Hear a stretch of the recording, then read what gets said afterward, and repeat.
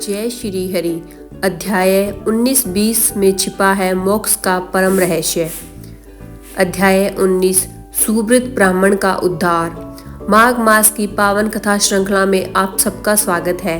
शास्त्र कहते हैं सच्चा भक्त वह नहीं होता जो केवल भारी कर्मकांडों तक सीमित रहता है, अपितु सच्चा भक्त वह होता है जो अपने शरीर, मन, वाणी और चेतना से परमात्मा को समर्पित हो जाता है, जिसके विचार, वाणी और आचरण में कोई भेद नहीं होता। वही वास्तव में सच्चा भक्त कहलाता है। इसी भाव के साथ हम माघ मास की इस पवित्र कथा को आगे बढ़ाते हैं। ऋषि वशिष्ठ राजा से कहते हैं, हे राजन, माघ मास में नियम पूर्वक व्रत, स्नान और दान करने से मनुष्य के समस्त पाप नष्ट हो जाते हैं।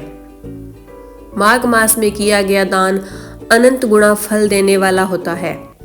माघ मास में बेर, केला, आंवला, घी, तिल, पान, चावल, कुम्हड़ा और खिचड़ी, इन 9 वस्तुओं का दान विशेष पुण्यदायी माना गया है।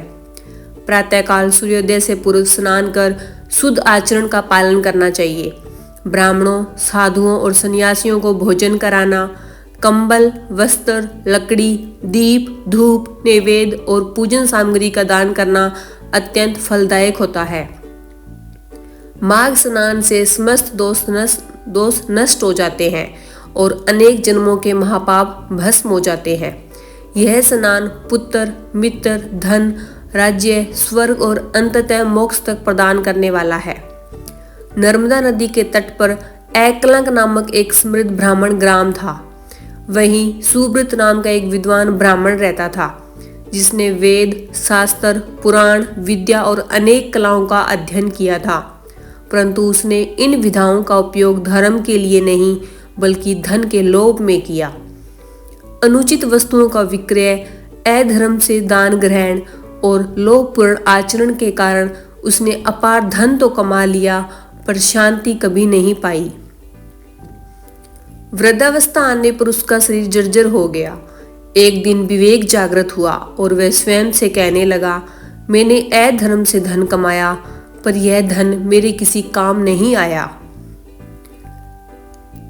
तृष्णा अग्नि के समान है, यह कभी शांत नहीं होती। बुढ़ापे में भी आशा जवान रहती है और मनुष्य को जलाती रहती है। ऐसा निश्चय कर उसने धर्म के मार्ग पर चलने का संकल्प किया। परंतु उसी रात कुछ चोर उसके घर में घुस आए, उसे बांधकर सारा धन लूट ले गए।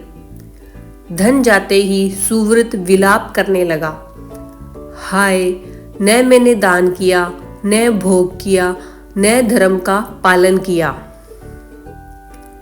न संध्या की, न जप किया, न भगवान शिव या विष्णु की आराधना की। मैंने अपने जीवन को स्वयं नष्ट कर लिया। वह पश्चाताप की अग्नि में जलने लगा।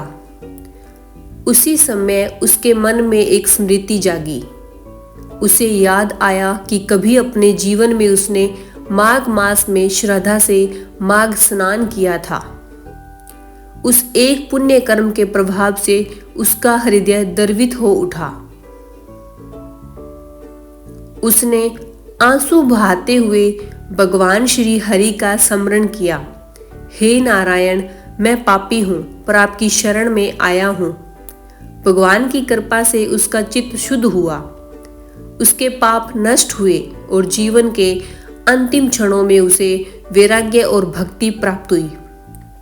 माघ स्नान के पुण्य प्रभाव से सुव्रत ब्राह्मण को सद्गति प्राप्त हुई। ऋषि वशिष्ठ कहते हैं, हे राजन, यही माघ मास का महात्म्य है। यदि जीवन में एक बार भी श्रद्धा से माघ स्नान किया जाए तो वह मनुष्य के संपूर्ण पापों का नाश कर देता है। जो माघ मास को व्यर्थ नहीं जाने देता, उसका जीवन धन्य हो जाता है। अध्याय 20 सुव्रत ब्राह्मण कथा, अगली कड़ी। सनातन मोक्ष मार्ग और लक्ष्मी नारायण मंत्र की महिमा। जय श्री हरि। माघ मास की इस पुण्यमयी कथा श्रृंखला में आप सभी श्रद्धालुओं का एक बार फिर हार्दिक स्वागत है। हे श्रोताओं, आपने पिछली कथा में सुना कि किस प्रकार सुव्रत ब्राह्मण ने जीवन भर अधर्म से अर्जित धन को अपना सर्वस्व समझा, परंतु अंत समय में वही धन न तो उसके काम आया और न ही उसके साथ गया, किंतु माघ मास में किए गए केवल 9 दिनों के स्नान ने उसके समस्त पापों का क्षय कर दिया और उसे स्वर्ग तथा अंततः ब्रह्मालोक की प्राप्ति हुई। यह सुनकर राजा दिलीप का हृदय विस्मय से भर गया। उन्होंने ऋषि वशिष्ठ से करवद होकर प्रार्थना की, हे भगवान, आपने कर्म, व्रत, दान और स्नान का अद्भुत महात्म्य बताया। अब कृपा कर मुझे वह सनातन मोक्ष मार्ग बताइए जो इस भव सागर से पार लगाने वाला हो। वह कौन सा मंत्र है जो संसार रूपी रोग की एकमात्र औषधि है, और वह कौन सा देव है जो मोक्ष प्रदान करने वाला श्रेष्ठतम देव है। राजा के इस प्रश्न को सुनकर ऋषि वशिष्ठ मंद मुस्कान के साथ बोले, हे राजन, तुमने अत्यंत दुर्लभ और कल्याणकारी प्रश्न किया है।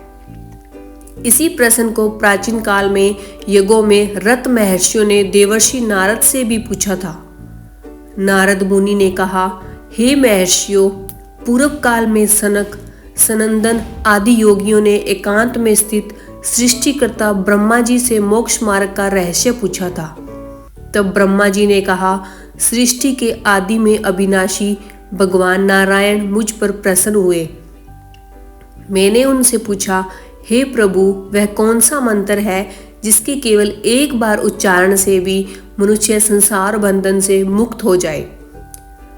तब भगवान श्री हरि ने कहा, हे ब्रह्मा, लक्ष्मी और नारायण ये 2 नाम ही परम मंत्र रतन है।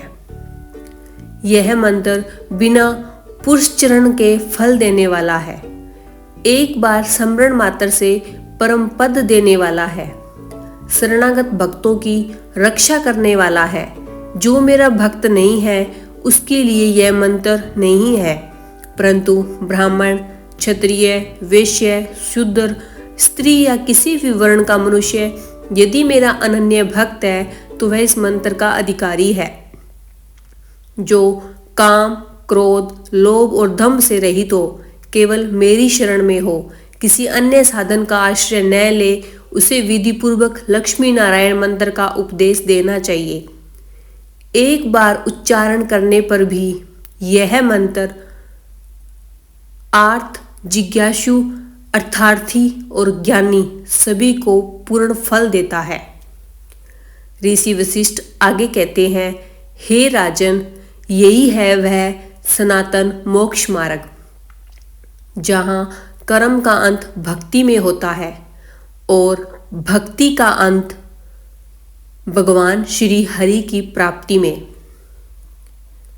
इसलिए हे मानव, धन नहीं धर्म कमाओ, आडंबर नहीं भक्ति अपनाओ और माघ मास जैसे पवित्र समय को कभी व्यर्थ न जाने दो, क्योंकि भगवान श्री हरि की कृपा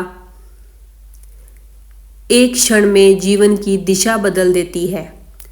अगली कड़ी में हम विस्तार से जानेंगे लक्ष्मी नारायण मंत्र का जप, विधि, नियम और उसका प्रत्यक्ष फल। कल प्रातःकाल आपके अपने चैनल कथा कहानी 13 पर। अगर यह कथा आपको हृदय स्पर्शी लगी हो तो कमेंट में लिखिए, जय श्री हरि।